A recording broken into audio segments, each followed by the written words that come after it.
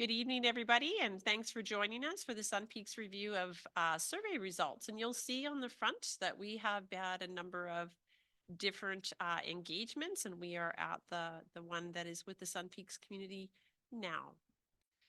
And of course, we respectfully honor and acknowledge that we are meeting in the unceded territory of the Secwepemc people. And specifically, we're joining you this evening from Tk'emlúps to Secwepemc, where we live, love, learn every day. Our team is here today, and I'll just get them to say hello. So I'm already talking. I'm Rhonda Nixon, Superintendent of Schools. Trina Cassidy, Secretary Treasurer. Grant Riley, Assistant Superintendent of Early Learning and Elementary Education. Bill Hamblett, Assistant Superintendent of Secondary. Bessie Mochikas, Assistant Superintendent of Inclusive Education. Art McDonald, Director of Facilities.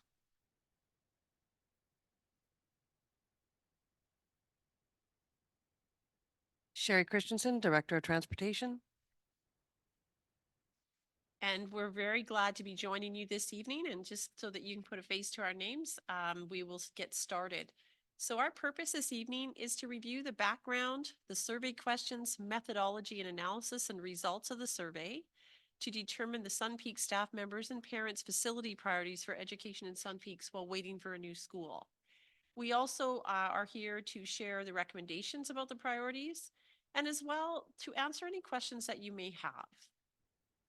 So the background is, if you recall, we started this in November 20th. It was an in-camera board meeting where we reviewed requests by Sun Peaks parents to move a portable, to purchase another portable, and to provide more supports in Sun Peaks. We then had a Sun Peaks steering committee meeting where we had prepared a presentation and a survey that we intended to give the community to find out more about the three priorities just discussed in the in-camera meeting. And the Sun Peaks committee actually gave us very detailed feedback about how to change some of the questions and alter the presentation. And from there, we did a webinar on November 27th, which some of you participated in. And after that, of course, we received a couple of letters. We referred to those in our analysis this evening. Our staff met repeatedly to analyze results, and the staff you saw on the screen, it was our group here who reviewed the results, and we will talk about that within the presentation. And of course, January 15th, we had staff present the survey results to the board in camera, and the board is fully aware of what we're sharing this evening. So the main question in our research was really, what are the facility priorities for the education of students in Sun Peaks based on the parents and the staff members' experiences of the multi-campus format until a new school will be ready in Sun Peaks?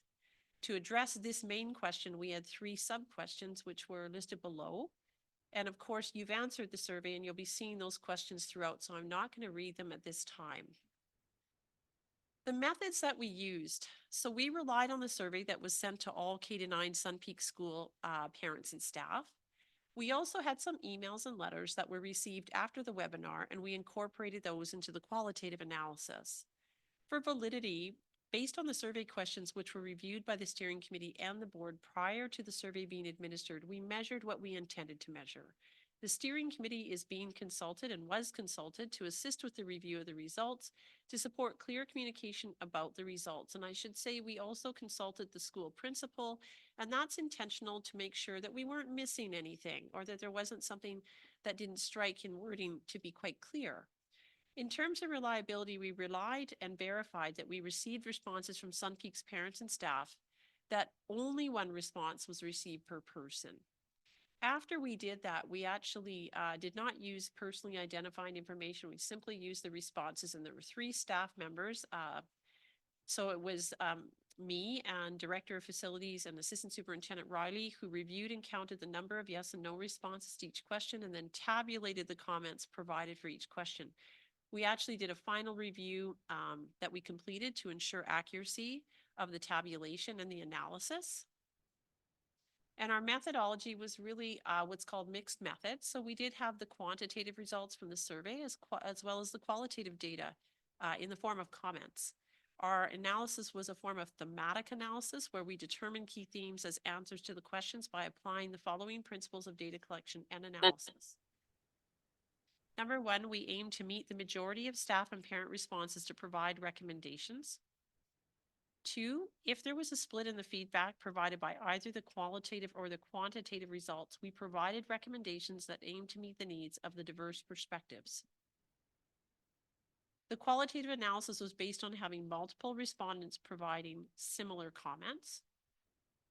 We considered the operational feasibility of the recommendations, cost and staff requirements, including timing to get the supplies needed, and costs estimated. We considered the impact of recommendations on the current budget, the 2024-25 budget, and future budgets. We considered the timing of the recommendations based on the best way to achieve the board's capital plan priorities. We engaged in a thematic analysis of survey results and letters and emails. If you look at the participants, I'm just going to have you draw your attention to the boxes on the right-hand side of the screen. So there were 77 responses received, which represented 101 students of 134 K-9 students. So clearly it's a very high response rate. Not all questions were answered by all respondents, so the total number of responses varied by question. In cases where both parents of a student responded, each response was taken as a separate response. In cases where a parent responded for more than one child, the parent's response was assumed the same for all of their children.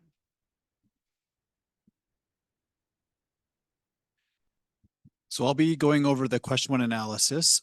And the question 1, as you can see there, is would you support the portable moving from the P2 location, where the current grade 8-9s are located, to the P5 location? And this slide just wants to indicate a couple of things. First and foremost, this question was given to all parents and caregivers of students in grades 4 through 9. And as you can see from the response rate on the far right side of the table, we had a very high response rate throughout all grades with the exception of the grade 5 cohort. But overall, 58 out of 80 students were represented. So it was about a 73% response rate. And this slide breaks down a little bit more of the yes, no's and what the results were. So I'm going to first highlight the total. So out of 66 total, 39 were yes to having the grade 8-9 portable move to the P5 location. So which is about 59%, so just over half. But a couple of interesting pieces of information came out to us, and I want to highlight those and slow down a little bit for the group. So as you can see for grades 4, 5, and 6, in those grade cohorts, the majority of the responses were yes to having the grade 8-9 portable move. If you look at the grades 7, 8, and 9 cohorts, that flips and the majority is no in support of having the grade 8-9 portable move. So 4 through 6, it was a yes, please move, and 7, 8, and 9, it was no thank you to the move. And this just breaks it down a bit more specific. So again, yes to the move, grade 9, 33%, grade 8, 47%, and grade 9, 27%. And what we determined and looked at in terms of those grades was really the immediacy of the impact. And as you can see, the grade 9s, of course, are moving on to grade 10, but for grade 7 and 8, they would be immediately impacted by this move in 2024. Students in grades 4, 5, 6, and the caregivers of those students were 73% in favor of the move. And as we noted, they would not be impacted by this move for 2+ years. So just in summary, as you can see there in bold, majority of grades 4 to 6 support moving, majority of grades 7 to 9, do not support moving. And the implication that we just talked about, parents and students most immediately impacted do not want the grade 8-9 portable moved, while those impacted in 2 to 3 years are in favor of the move. And important to note, of those that responded yes to moving the 8-9 portable to the P5 location, we had a number of responses, 9 in total, that indicated the need for a washroom portable being provided at the P5 location.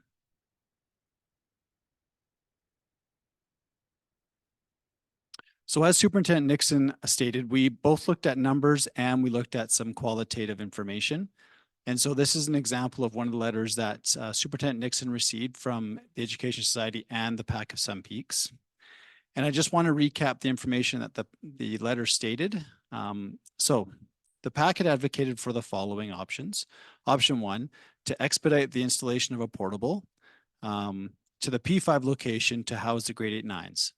And if that was not possible, then option 2 was to relocate the grade 8-9 classroom by moving the portable to the P5 grade 5-7 grade campus. And In their explanation, they stated, the latter option number 2, the relocation of the existing 8-9 portable to P5, was deemed to be the most realistic, probable, and cost-effective option while the school community waited for a future portable. Unfortunately, the advocacy efforts were unsuccessful, and with the start of the current school year, this September 2023, the strains on operational and resource-based supports, as well as a fragmented sense of community and lack of cohesion within the school persists. So that is the information that we received from the PAC of Sun Peaks and the Education Society. So some further information that Superintendent Nixon received, and this one was from Mayor Al Rain. And he recognized that there are some financial implications to the portable move and a purchase of a new portable. And as he states, there appears to be financial issues around the cost of additional portables. He wondered out loud, do the revenues allocated by the province for Sun Peak students not cover the SD 73 costs incurred in Sun Peaks, including maintenance and some local capital cost allocations? Given that most of the classrooms were not a local capital expenditure for SD 73, and there are no busing costs for those attending school in Sun Peaks, is there not a small surplus revenues over expenditures? Can the municipality assist SD 73 with lobbying the province if necessary? So just to summarize our information from the first question, most parents of students who are most immediately impacted, so those in grades 8 and 9, do not want the grade 8-9 portable move to P5.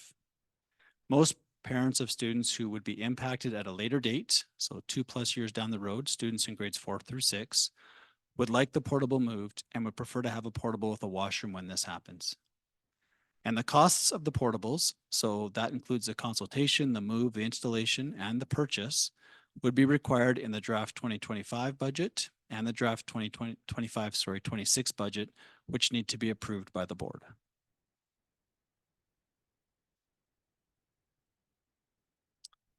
So question 2, we expect that it will be potentially 7 years before a new school is built in Sun Peaks. Knowing this, are you satisfied with the current multi-campus format of education?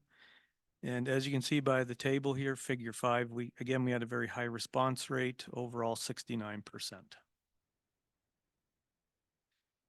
And a breakdown by grades. So you can see overall, we have a 75% saying yes, that they are satisfied with the multi-campus format, and 25% indicating no, they are not satisfied with this format.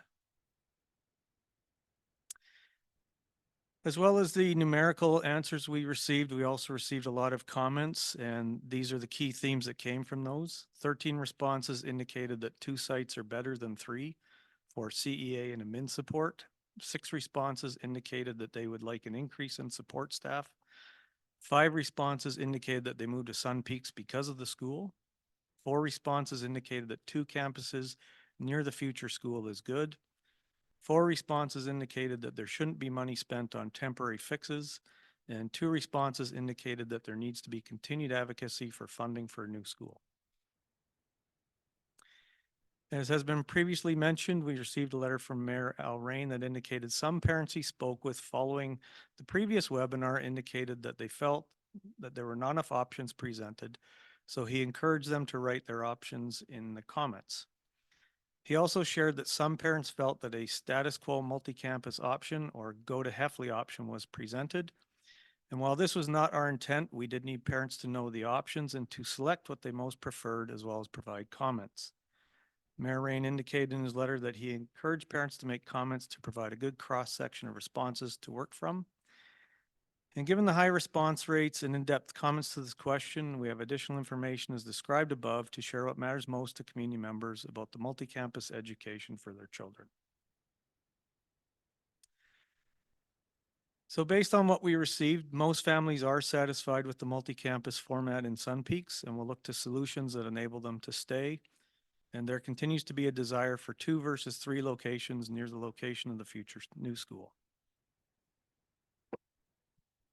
Question 3 indicated, until such a time as a new school is built, is there a desire for a full service school, one with a gym, a art room, etc.?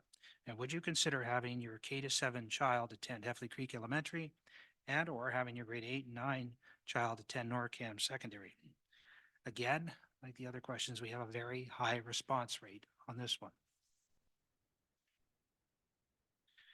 When we look at the analysis, it's quite clear from the information that when it came to selecting a large proportion, nearly 100%, 95%, if you were to average it out, said, no, I would prefer that my child stay at Sun Peaks in a multi-campus school. There was very little uptake to have their students attend either Heffley or NORCAM. The analysis is that, as I said, a very vast majority of 91% of the respondents indicate they would not consider having their children attend other schools other than Sun Peak School. The key themes in these responses were as follows. 20 responses indicated they enjoy the mountain culture of Sun Peaks. 19 responses indicated that the bus ride to Heffley Creek or NORCAM Secondary was too long and or they were not wanting their child to commute. 9 responses indicated that attending the school at Sun Peaks is important to the community. 4 responses indicated that more LART space is required, and 3 responses indicated that they prefer the 4-day school week. In summary, the vast majority of families, 91%, indicate that they would not consider having their children attend other schools than Sun Peaks. And many families attend Sun Peaks because they value the school being in the community and they do not want a long bus ride for their children. Based on this information, we have the following proposed actions and the rationale behind those actions. So moving from left to right, in the summer of 2026, to consider moving the P2 portable to the P5 location. The rationale here is to meet the desires of the current grade 7 and 8 families while also meeting the desires of the parents of students in the grades lower than grade 7.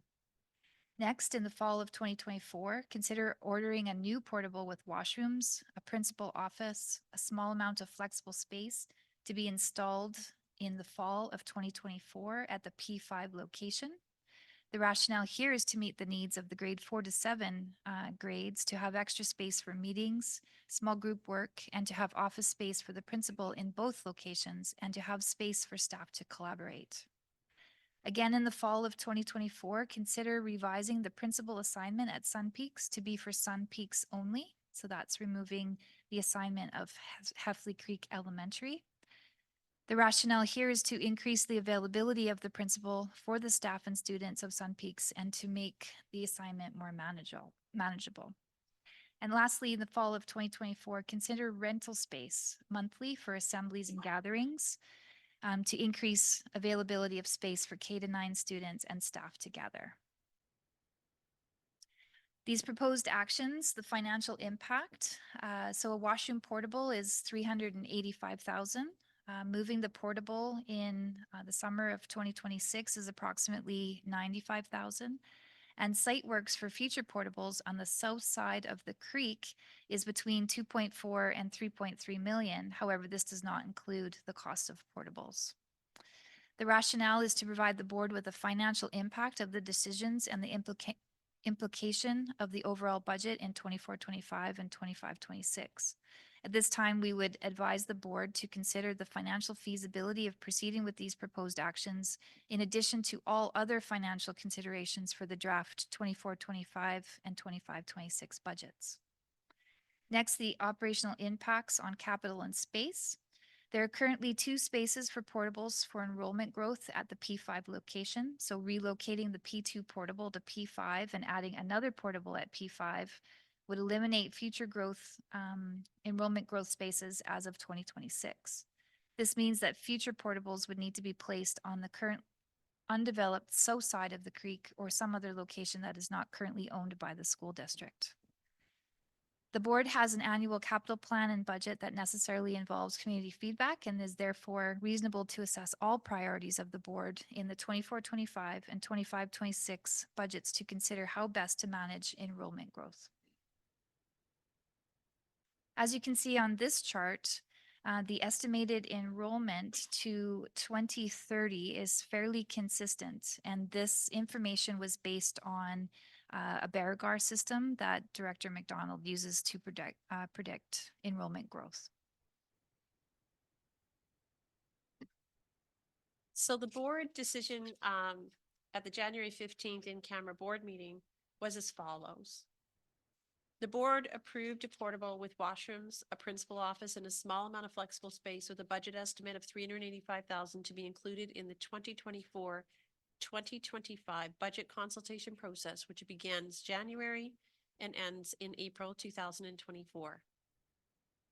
The board approves consideration of the movement of the P2 portable to P5 in the summer of 2026, with a budget estimate of $95,000, assuming enrollment projections remain consistent with what is presented in this report, to be included in the 2025-2026 budget consultation process from January to April 2025.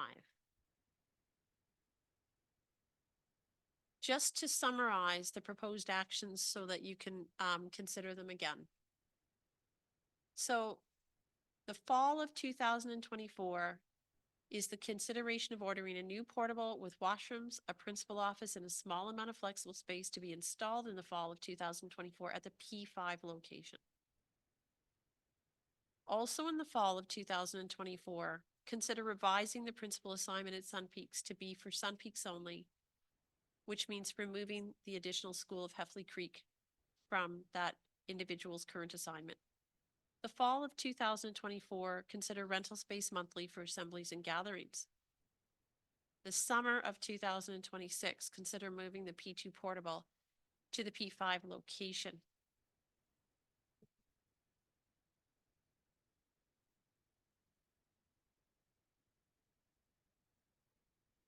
And that's just a repeat. So I will stop there and I will leave it on the summary slide for now and offer to give you some space and time to think about any questions you might have. And remembering our whole team is here and we are happy to answer the questions that are put into the chat. So I'll just give you a moment to do that. Thank you.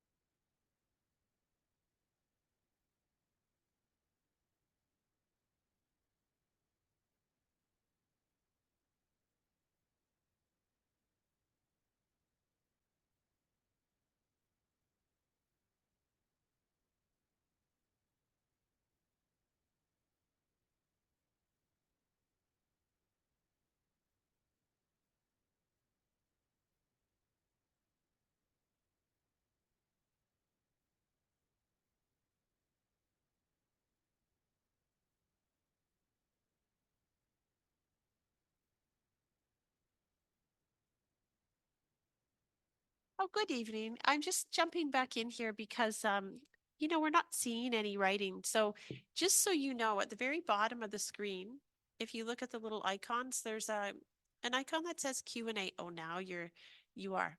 Okay, so you can go ahead and type your comments or questions in should you have any.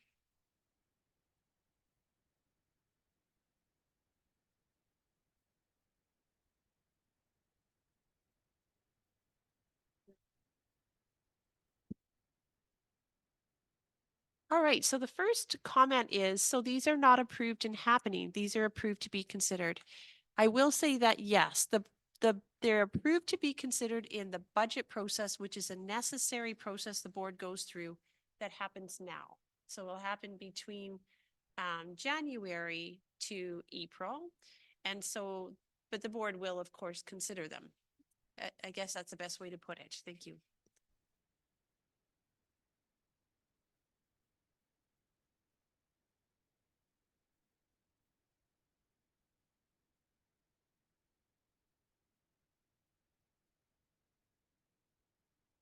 I'm very excited to read this. It says, "This is not a question, but I appreciate the hard work and well thought out proposed options. It is clear that you have listened to the parents. Thank you. And we just want to thank you. And one more here. I think that this will greatly benefit the school to have a full-time principal. Will this include secretarial staff as well at the mountain? So what I will say at this time, and I will certainly turn it over to Assistant Superintendent Riley when I'm done. Usually we consider whatever we do for support staff at the time that enrollment's coming in. However, if I I'm just going to turn it over to Assistant Superintendent Riley if he has any further comments. Thanks so much, Superintendent Nixon. It's a really good question, so thank you for sharing that one out loud to everyone. We would be looking at doing our best to have secretarial staff up at the mountain. We do have some questions around, where would that person be situated and what would that look like? So we have some work on our end to figure that out, but it would be a hope of ours to have somebody up in the mountain.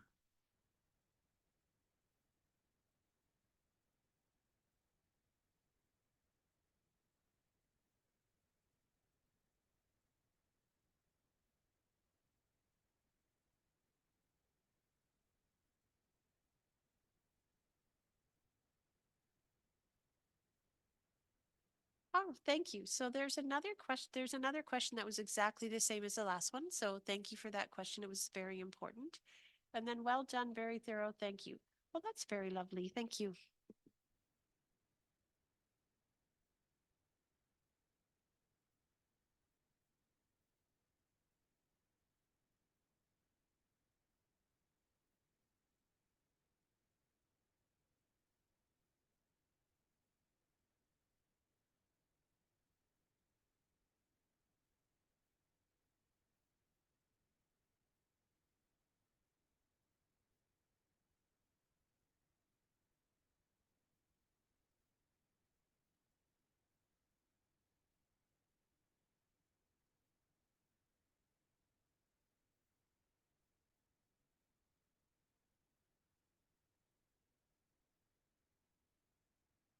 All right, so we have another question. Would the principal position include the grade 8 to 9 Friday, or would it only be 4 days a week on the longer days? It would be a 5-day-a-week position. Thank you.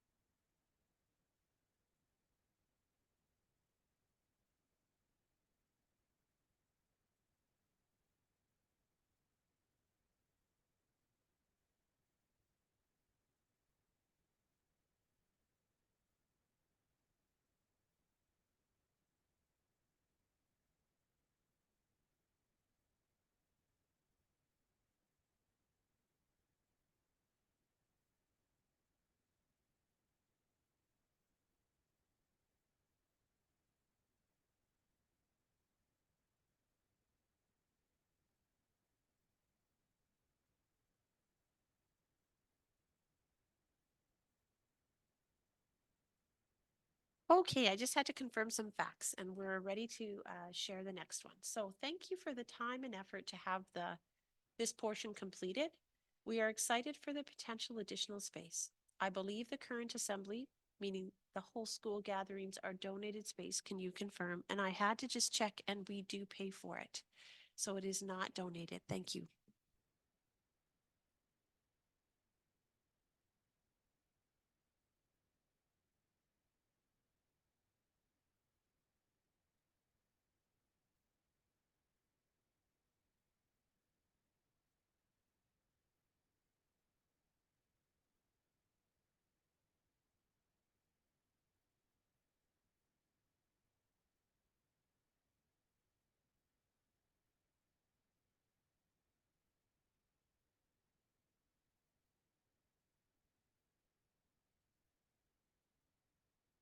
We appreciate all of the work that went into this community survey. As the future school is planned to be a K-12 school, did you receive responses from the Sun Peaks grade 10 to 12 students? So we did not receive any responses from grade 10 to 12 students, as at this time, the survey was geared towards the questions that were framed in the survey, and those were with respect to the grade levels that were named. And the second is that at present, we are always open to do additional surveys on other questions as they may arise. And we will always consider all of the points of view when they are needed at that time. And in this case, it wasn't relevant to talk to grade 10 to 12 students about a move of the portable. Thank you.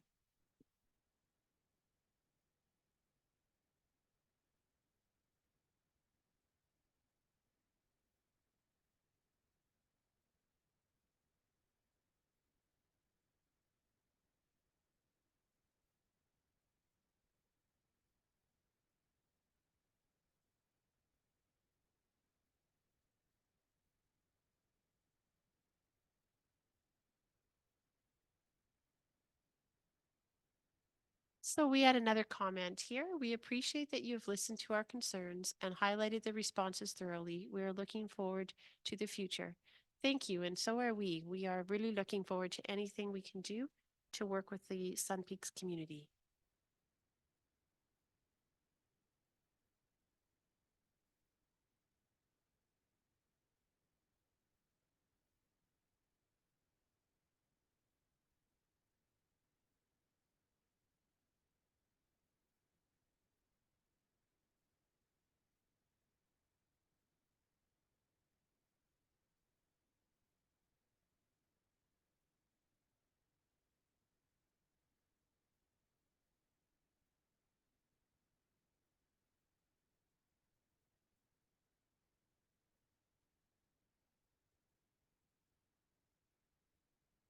At this time, we're not seeing any further questions or comments. So I would like you to know that if you were interested, if you want to write down this address, this email address, we're happy to take your further feedback. As well, on our website, you will see that you can provide further feedback. So it is feedback, so FEEDBACK at sd73.bc.ca.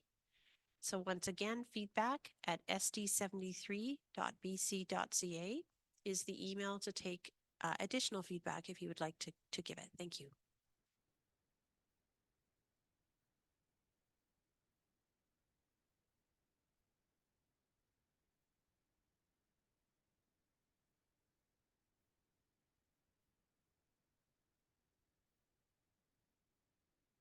The next question is, can you suggest ways on how we can further this discussion onto Victoria? So any political advocacy would be done with the Board of Education, and they would be delighted to hear your suggestions, as the board is always open to advocacy. Thank you.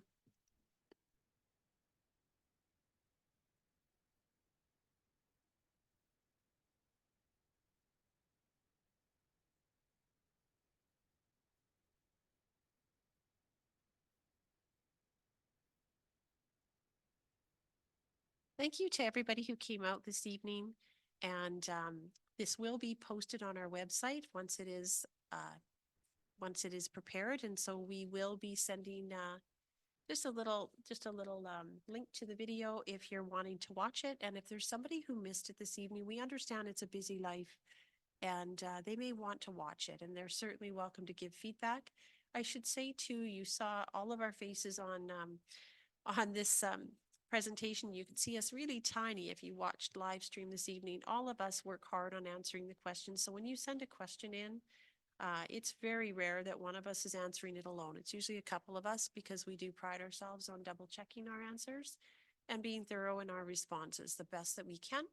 And so I hope you have a very good evening, and we will stay in touch. Thank you. Have a wonderful night. Bye-bye.